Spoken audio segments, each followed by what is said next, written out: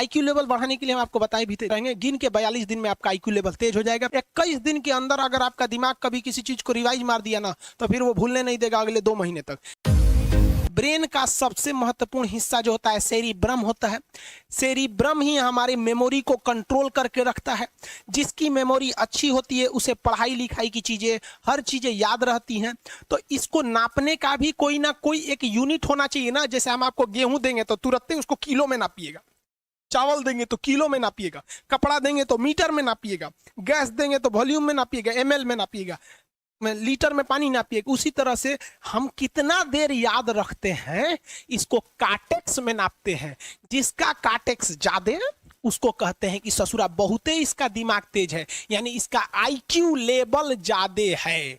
और जिसका काटेक्स यानी याद रखने की क्षमता कम है उसे कहते हैं कि इसका काटेक्स कम है, यानी आईक्यू लेवल इसका कम है। समझ में आ गया कि नहीं आ गया? किसी को दिक्कत? अब हम आपको एग्जाम्पल देते हैं। आपकी लाइफ में बहुत सारे टीचर आए होंगे। कुछ टीचर आपको नोट्स खोल के पढ़ाते हैं। कोनो किताब उताब नहीं है जी? हाँ, कोनो किताबें ना है, खाता बुक वे देना है, इसी को समझा देते।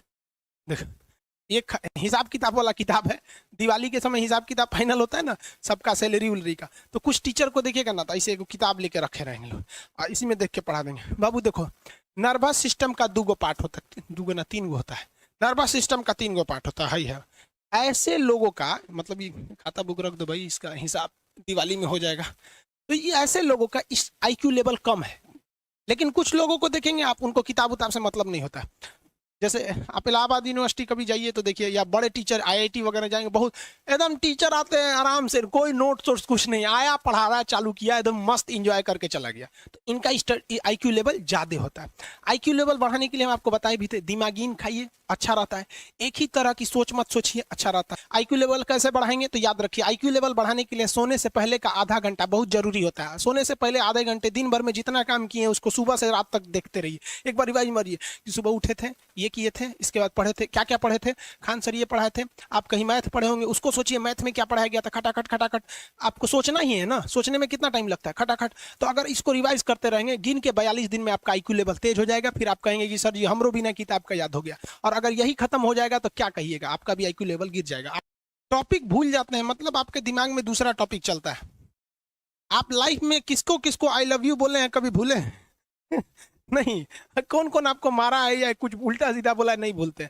रीजन क्या? आप कितनी बार किसी चीज को रिवाइज मारते हैं। 21 दिन के अंदर अगर आपका दिमाग कभी किसी चीज को रिवाइज मार दिया ना, तो फिर वो भूलने नहीं देगा अगले 2 महीने तक। यानी हर 21 दिन पे उसको रिवाइज मारते रहिए, मारते रहिए, मारते। और अगर हर 7 दिन पे मारेंगे ना, तो वो एकदम फिक्स हो जाएगा, एकदम फिक्स हो जाएगा। हम लोग को क्या है भैया, दिन रात पढ़ाते पढ़ाते पढ़ाते पढ़ाते आदमी पगला जाता है। इसलिए अब कोई नींद में भी पूछेगा, खान सर स्वायत्त तंत्रिका तंत्र किसे कहेंगे? स्वायत्त में कुछ नहीं आएगा, ये आ जाएगा आपका सिंपैथेटिक और पैरासिम्पैथेटिक, बस यही आ जाएगा। क्यों इतना जल्दी जल्दी जल्दी जल्दी रिवाइज मारा आदमी कि ये हमारा सब कॉन्शियस माइंड में घुस गया है। सब कॉन्शियस, देखिए कॉन्शियस माइंड उसे कहते हैं जिस पर हमारा कंट्रोल रहता है। जैसे हमसे कोई पूछेगा कि आप भी अगर पूछेंगे कि खान सर जो 1 हफ्ता क्लास नहीं लिए थे कहाँ थे, तो हम सोचने लगेंगे ये स्टूडेंट है, इससे हर बात क्या बताएगा आदमी कि किस डॉक्टर के पास थे, कहाँ गए थे। नॉर्मल बोल देंगे बाबू थोड़ा सा मेडिकल हेल्थ इशू था इसलिए चले गए। लेकिन अगर मम्मी पापा पूछेंगे तो हर चीज बताएंगे।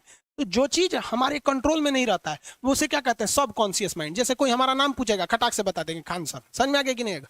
ओरिजिनल नाम तो आपको भी नहीं बताते हम लोग यहाँ पे। तो सब कॉन्शियस माइंड में घुसा दीजिए जो चीज। जैसे आप स्टेशन पे उतरिए या बस स्टैंड पे उतरिए, अपने घर जाने के लिए कभी रास्ता याद किए हैं? हाँ, इसके बाद दाहिने मुड़ना है, बाएं मुड़ना। आप फोन पे बतियाते भी चले जाते हैं।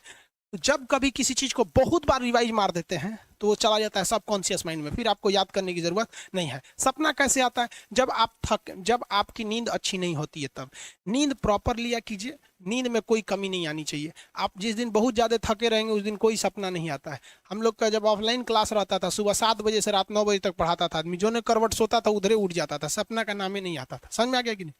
जब भी आपके बॉडी में ऑक्सीजन की कमी आएगी वो चीज दर्द करने लगेगा। जैसे आप दौड़ेंगे तो आप सांस ज्यादा नहीं ले पाते, ऐसे लेते हैं तो बॉडी में सांस नहीं पहुंच पाता और हाथ पैर में आपके लैक्टिक एसिड जम जाता है, जिसलिए दर्द करने लगता है। तो जब कभी भी मेहनत करने लगेंगे या फिर दब हो जाएगा तो ब्रेन दर्द करने लगता है।